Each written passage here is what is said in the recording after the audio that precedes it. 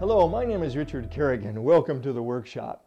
Today we're going to talk about paraphrasing, what it is, how to do it, and how to use in-text citations. To begin with, let's say you have an essay to write and you need to borrow information from another writer. You could use a direct quotation, or better yet, you could rewrite their words into your own words. When we do this, we call it paraphrasing. If you think about it, we paraphrase every day. Let's say a friend calls you in the morning and says, "I'm sick. I'm not going anywhere today." When you get to school, you see another friend and say, "Jan isn't feeling well, so she's going to stay home." You just paraphrased the original message. To put it simply, paraphrasing is taking ideas or concepts from another writer and putting them into your own words. Now, there are three things you need to remember when you paraphrase. Number one, be careful not to change the original meaning. The original ideas or concepts need to be kept the same. If we change the meaning even a little, then we cannot say "according to," because that's not what the author really said. If you look at our example again, we can see the 2 points in the message are kept the same. In the original message, the friend is sick and she's not going anywhere. In the paraphrased message, the friend is not feeling well, meaning she's sick, and she is staying home, meaning she's not going anywhere. Both the original and the paraphrase say the same thing, but with different words. But if you said, "Jan is going to stay home because she doesn't want to come to school," then the original message would be changed. Number two, use your own language. When you paraphrase, you need to show that you read it, you understood it, and you are using your own words. This is where it becomes a little bit challenging. It's easy to paraphrase an everyday message, but to paraphrase an academic passage like science or philosophy or even engineering, it simply takes more efforts. Why? Because the grammar is more complex and the vocabulary is more academic. Now, there are certain words you do not need to change, like common knowledge words, or names of people or places or things, or even formulas. These can be kept the same. Number three, the last thing we need to remember is cite the paraphrase. When we use MLA to cite a quote or a paraphrase, we need to mention the author's last name and the page number in the passage. The author's full name, title, and publisher and other information is placed at the end of the paper under Works Cited. In College Writing 4, we'll talk in more detail on both MLA and APA. Now, there are two ways to cite a paraphrase or to do in-text citation. You can use a name tag such as, "According to Johnson, overwork is one of the primary causes of stress in this country," page 46.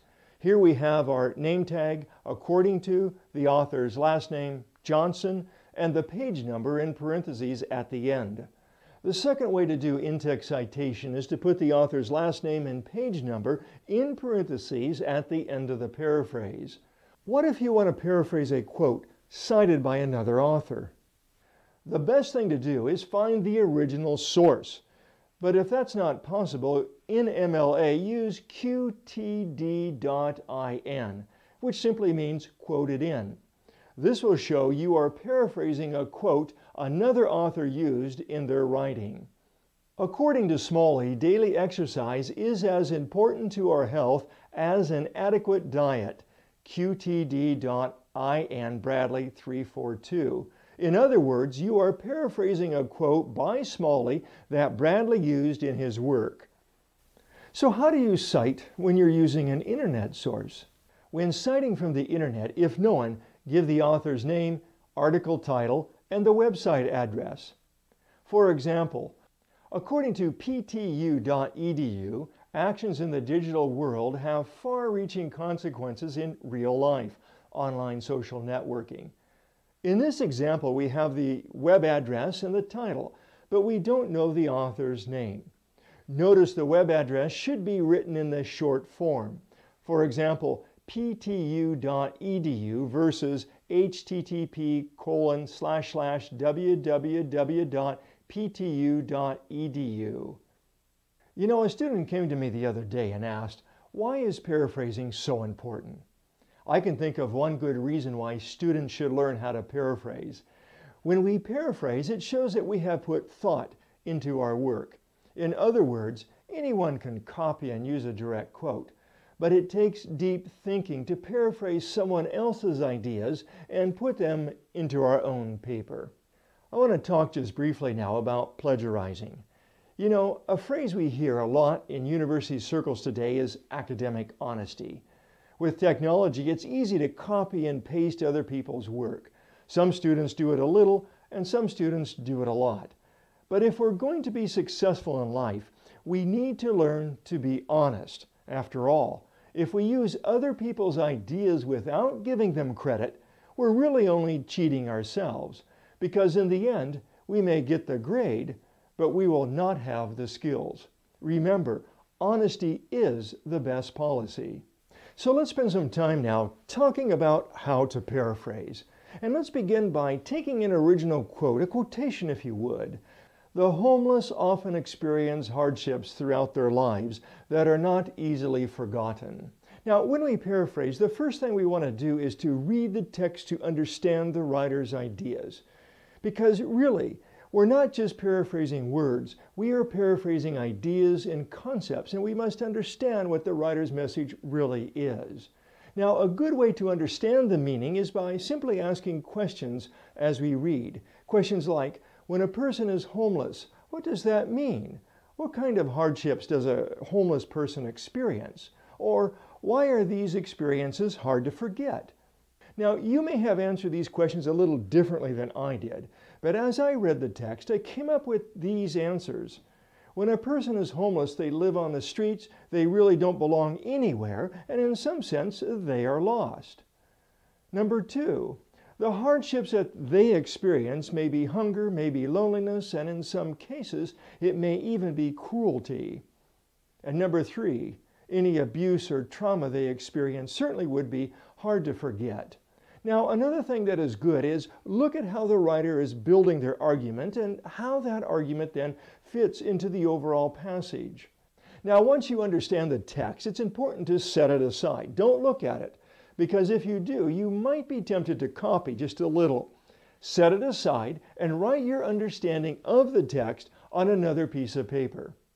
Let's look now at 3 paraphrases of the example text and decide which one is the best. Number 1. Homeless people experience difficulties all their lives that they cannot forget. Number 2 example.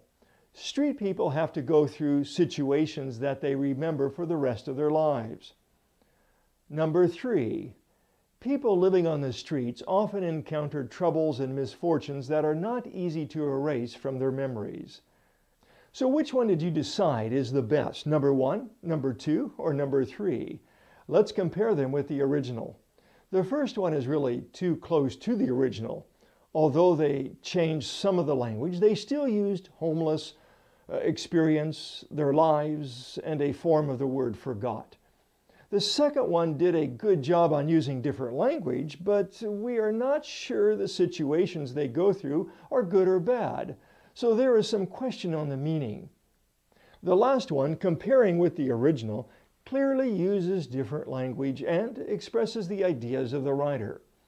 So out of the 3, which one did you choose? If you chose number 3, good job. Let's go ahead now and summarize how to paraphrase. First, read to understand the text. Then set the text aside and write your understanding of the meaning. Then compare your paraphrase with the original. And lastly, use proper citations. Well, that brings us to the end of this workshop, and I want to thank you for joining us today as we have talked about paraphrasing. I wish you the best, and if you have any questions, click on the link above. I would love to hear from you. Until next time, take care.